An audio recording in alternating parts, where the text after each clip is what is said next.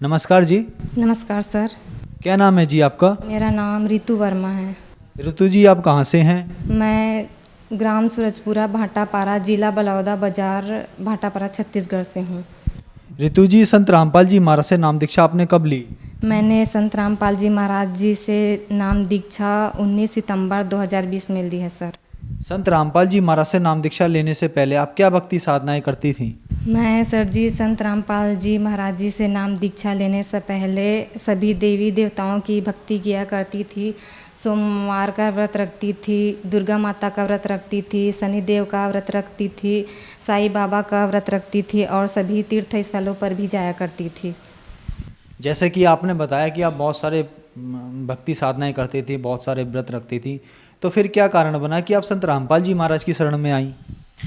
मैं बहुत परेशान थी भगत जी। मुझे शारीरिक कष्ट बहुत थे, जैसे कि सिर में दर्द होना, कमर में दर्द होना, छाती में दर्द होना। मैं बहुत परेशान रहा करती थी, लेकिन मुझे कहीं से आराम नहीं मिला। तो एक बार मेरे पति जी ने की राह बुक लेकर आए मेरे घर, तो उसने बोला कि इसको पढ़ के देखो, इसमें बहुत अच्छा ज्ञान लिखा हुआ है। फिर मैंने उसको पढ़ना स्टार्ट किया तो मुझे बहुत अच्छा लगा। पूरा ज्ञान समझ में आ गया कि यही पूर्ण परमात्मा है, कबीर साहब पूर्ण परमात्मा है। उसके कबीर साहब के रूप में संत रामपाल जी महाराज आए हुए हैं। ऐसे करके मुझे पूरा ज्ञान हो गया, मोक्ष मार्ग का पता चला।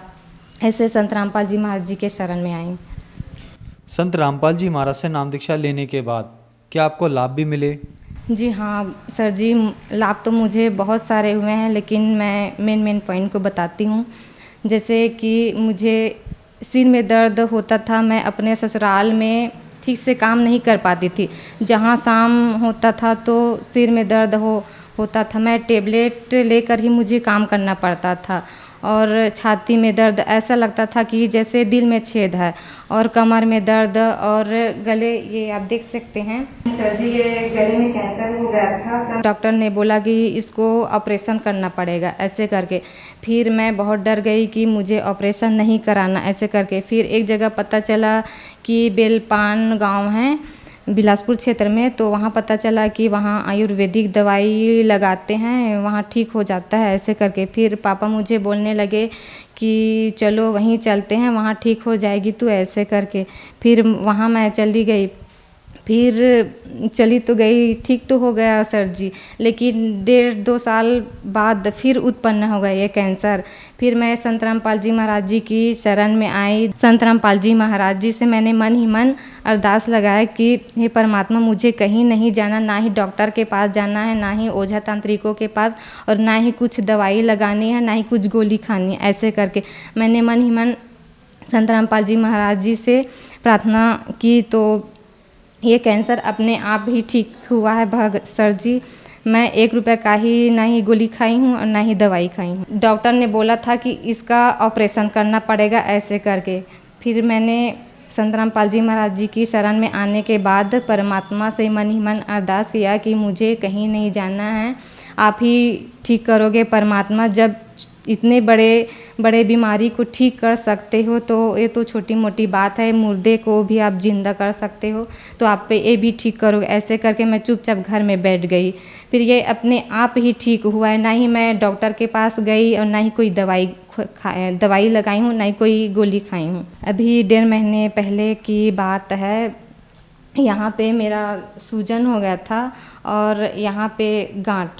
तो मैं सोनोग्राफी करने के लिए बोले डॉक्टर, तो सोनोग्राफी करवाया तो डॉक्टर बोले कि ये कैंसर है, इसका ऑपरेशन करना पड़ेगा, और इस जगह का कैंसर है, इसका ऑपरेशन करना पड़ेगा, और ये गांठ है, इसका भी ऑपरेशन करना पड़ेगा, इसका दूसरा कोई इलाज नहीं है, ऐसे करके।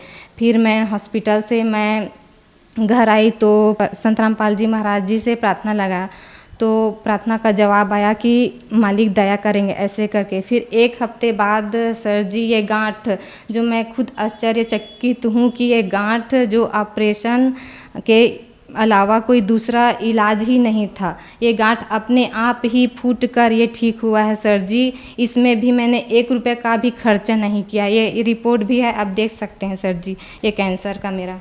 ये कैंसर का रिपोर्ट है सर जी, आप देख सकते हैं। इसमें डॉक्टर ने ऑपरेशन के लिए बोल दिया था। डॉक्टर ने बोला कि ऑपरेशन के अलावा इसका कोई दूसरा इलाज ही नहीं है। फिर मैंने संत रामपाल जी महाराज जी से मतलब प्रार्थना नंबर में फ़ोन लगाया तो परमात्मा का आदेश आया कि मालिक दया करेंगे ऐसे करके। फिर ये 1 हफ्ते बाद ये गांठ है जो हाथ में, 1 हफ्ते बाद वो मतलब ठीक हो गया फूट कर सर जी। आज मैं सही ज़िंदगी जी रही हूँ सर जी। 1 रुपये का खर्चा भी नहीं है, ये अपने आप ही ये कैंसर और गांठ ठीक हुआ है सर जी। संत रामपाल जी महाराज से नाम दीक्षा लेने के बाद आपका कैंसर ठीक हुआ। आपने बताया कि आपका 1 रुपया भी खर्च नहीं हुआ और आपका कैंसर ठीक हुआ। आपने रिपोर्ट भी दिखाई। तो जो दर्शक आज आपको टीवी पर देख रहे हैं और वो भी इन गंभीर बीमारियों से ग्रस्त हैं, उनके लिए आप क्या कहना चाहेंगी? मैं सभी भक्त समाज से यही कहना चाहूँगी कि जो भी इस बीमारी से ग्रस्त हैं, किसी को कैंसर है, किसी को बुखार है, किसी को और कुछ बीमारियां हैं, वो संत रामपाल जी महाराज जी से नाम दीक्षा लेकर उसके शरण में आएँ और नाम दीक्षा लेकर अपना कल्याण कराएं।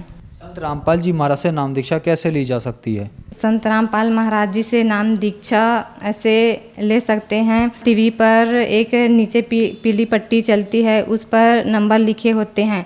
उस नंबरों पर आप कांटेक्ट करके नामदान केंद्र पर संत रामपाल महाराज जी से नाम दीक्षा लेकर अपना कल्याण करा सकते हैं। धन्यवाद जी। सत साहेब सर।